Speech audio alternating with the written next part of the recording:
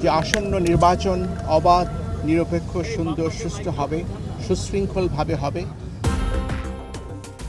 পতিত শেখ হাসিনার একতরফা ও ঢামি নির্বাচনগুলোকে নির্লজ্জভাবে বৈধতা দেয়া সাবেক প্রধান নির্বাচন কমিশনার এম নুরুল হুদার পর এবার গ্রেপ্তার হয়েছেন আরেক সাবেক সিইসি কাজী হাবিবুল আউয়াল। তবে হাবিবুল আউয়ালের গ্রেপ্তারের চেয়ে বেশি আলোচনায় উঠে এসেছে তার আদালতে দেয়া বিস্ফোরক বক্তব্য, যা মুহূর্তেই উত্তপ্ত করে তোলে আদালত কক্ষ এবং দেশ জুড়ে সৃষ্টি করে রাজনৈতিক প্রতিক্রিয়া। কেসারেন শেকড় থেকে শিখরে। গত মঙ্গলবার মগবাজার থেকে তাকে গ্রেপ্তার করে আইনশৃঙ্খলা বাহিনী।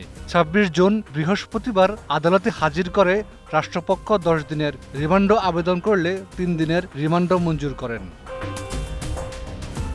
শুনানির সময় রাষ্ট্রপক্ষের কঠিন প্রশ্নের মুখে হাবিবুল আউয়াল উল্টো যুক্তি দিয়ে বলেন, ২০২৪ সালের ৭ জানুয়ারির জাতীয় নির্বাচন ছিল প্রহসনের নির্বাচন, যা ছিল একটি সম্পূর্ণ ঢামি ভোট। তিনি দাবি করেন, নির্বাচন কমিশনের ক্ষমতা ছিল সীমিত, মাঠ পর্যায়ের কর্মকর্তাদের উপরে ছিল ৯৮% দায়িত্ব। আদালত প্রশ্ন তুলে, নির্বাচন যদি সুষ্ঠু না হয় তা তিনি বুঝেও পদত্যাগ করেননি কেন? উত্তরে হাবিবুল আউয়াল বলেন, সে সময় আমার পক্ষে পদত্যাগ করা সম্ভব ছিল না। এরপর বলেন, এই দেশে মৌলিক সংস্কার না হলে আগামী ১০০০ বছরেও সুষ্ঠু নির্বাচন সম্ভব নয়। তবে বিতর্কের তুঙ্গে পৌঁছায় তার আরেকটি মন্তব্যে। তিনি বলেন, শেখ মুজিবও ক্ষমতার লোভ সামলাতে পারেননি, ১৯৭৩ সালের নির্বাচনও সুষ্ঠু ছিল না। তার এমন মন্তব্যে আদালত কক্ষে তীব্র প্রতিক্রিয়া সৃষ্টি হয়। রাষ্ট্রপক্ষ তাকে নিজেকে জাস্টিফাই করার অভিযোগ তুলে। উত্তরে আউয়াল বলেন, জাস্টিফাই না করতে দিলে রিভলভার দিয়ে গুলি করে মেরে ফেলেন। এই বক্তব্যে আদালতে চিৎকার চেঁচামেচি হট্টগোল শুরু হয়, পরিস্থিতি হয়ে ওঠে উত্তপ্ত। এছাড়া হাবিবুল আউয়ালের বিরুদ্ধে অভিযোগ রয়েছে নির্বাচনী তহবিলের কোটি কোটি টাকার অনিয়ম নিয়ে।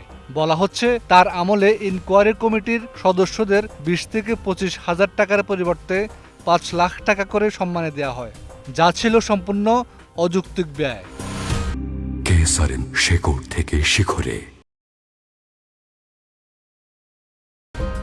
এই মামলায় হাবিবুল আউয়াল, শেখ হাসিনা, নুরুল হুদা সহ মোট ২৪ জনকে আসামি করা হয়েছে।